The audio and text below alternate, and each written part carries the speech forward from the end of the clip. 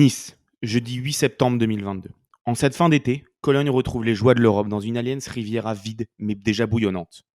Après une journée de tension sur la Côte d'Azur, l'entrée dans le stade va rapidement virer à des scènes d'une grande violence, alors que des supporters du parquage allemand viennent s'en prendre aux ultras niçois.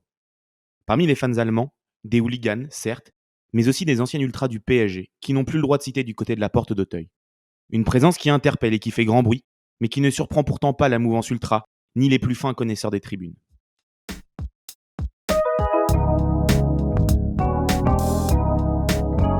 Bonjour à tous, bienvenue dans cet épisode d'ADN, le podcast qui vous emmène à la découverte de ces petites histoires qui définissent les gènes d'un club. Et aujourd'hui, je vais vous parler des amitiés qui existent entre supporters parfois opposés sportivement, mais qui définissent aussi l'identité d'un club en vous faisant une petite cartographie de ces liens. On connaît en effet bien plus facilement les plus ou moins grandes rivalités entre clubs et supporters que les liens étroits qu'entretiennent certains groupes d'ultras.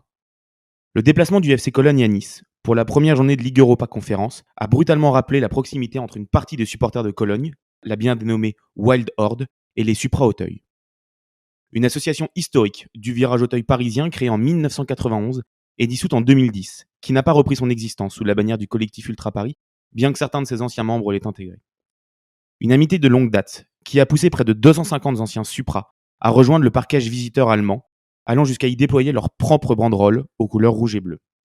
Aller au Parc des Princes depuis le retour des associations de supporters, c'est ainsi se rendre compte des nombreuses amitiés cultivées par les ultras parisiens. La sympathie et le respect déjà, plus que la fraternité envers ceux de Liverpool, après la célèbre banderole Welcome to Legendary Fans qui fut déployée à Auteuil en 1996 et qui s'était prolongée en 2018 lors des retrouvailles entre les deux clubs quand le COP d'Anfield avait salué la performance des ultras d'Auteuil dans leur parquage.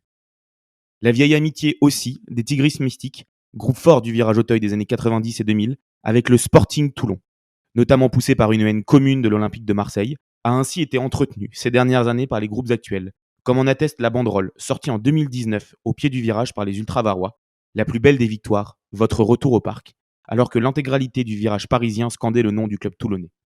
Ces dernières années, et notamment avec la renaissance du virage Auteuil, les liens forts sont redevenus plus que jamais visibles au parc. Comme contre la Juventus, pour la première journée de Ligue des Champions il y a quelques semaines.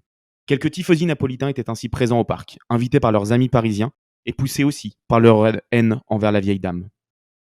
En 2018, alors que les deux clubs se retrouvaient en poule de Champions League, la Casos Team, le plus important groupe du CUP, et des membres de la Curva B napolitaine s'étaient ainsi retrouvés pour un cortège commun jusqu'au Parc des Princes avant de s'installer directement ensemble dans le virage Auteuil. Au match retour, en Campanie, il en avait été de même pour rejoindre le San Paolo.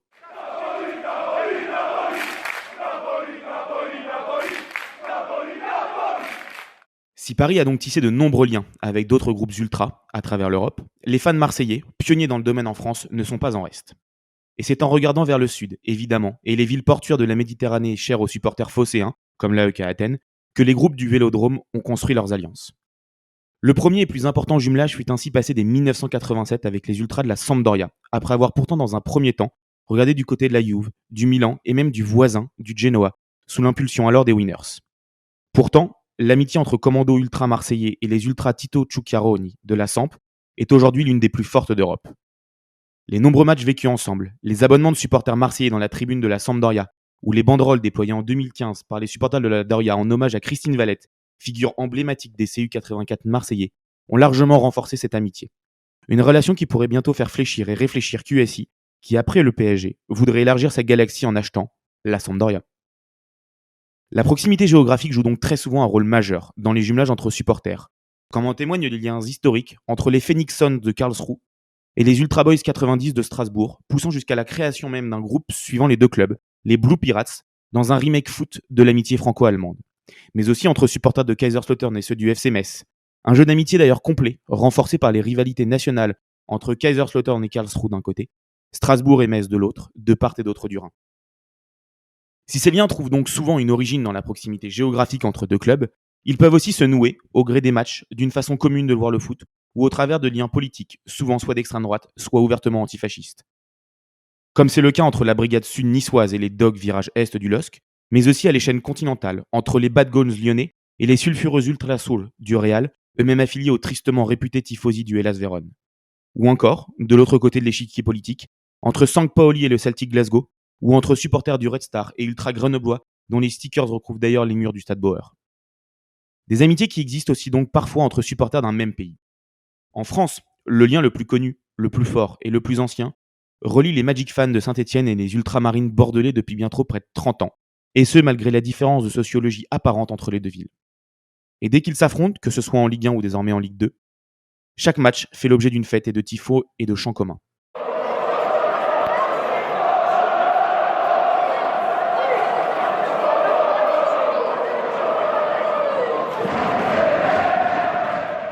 En Italie, où les gemellaldi sont très ancrés, contribuant à un réel quadrillage du pays et du supporterisme et à l'émergence de rivalités, les exemples sont nombreux. Et il arrive même parfois que ces amitiés disparaissent au gré de prises de distance ou de tensions.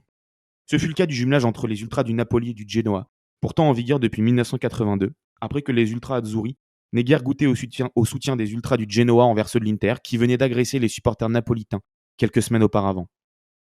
Mais le cas le plus connu et le plus tragique d'une rupture difficile a eu lieu en 1986, entre tifosi du Napoli et ceux de la Roma, dans une affiche historique et alléchante de Serie A, longtemps surnommée le Derby du Soleil, avant que ce dernier ne finisse par brûler entre azzurri et giallorossi.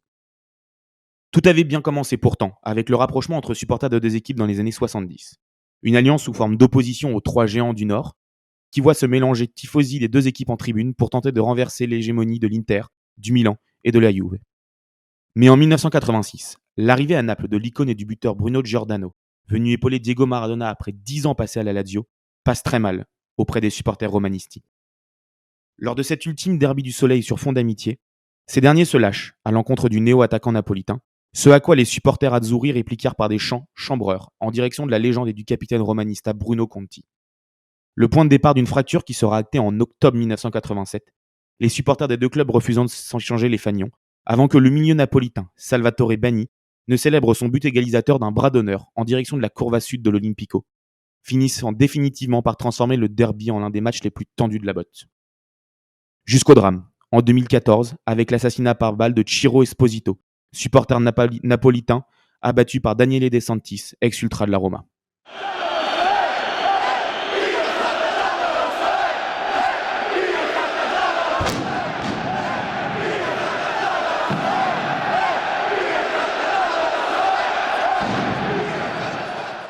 Des liens qui parfois donc se tendent ou se renforcent, pouvant pousser à l'escalade et à un effet domino.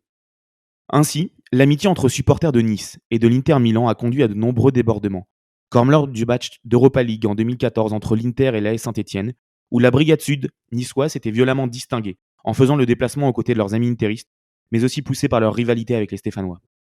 Puis plus tragiquement, en 2018, avec la mort d'un ultra de l'Inter en amont d'une rencontre face au rival napolitain, lors de violences entre d'un côté supporters azzurri et de l'autre ultra interistes et niçois.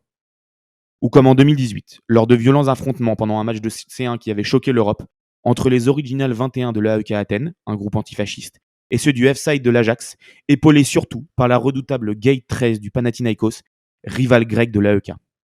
Dans une sorte de poupée russe géante, les jumelages entre supporters se font donc au gré de la géographie, de la sociologie, aussi bien que des rivalités entre clubs, faisant ainsi naître un jeu d'alliance façon Première Guerre mondiale. Des amitiés tenaces à plusieurs bandes, pour le meilleur et pour le pire.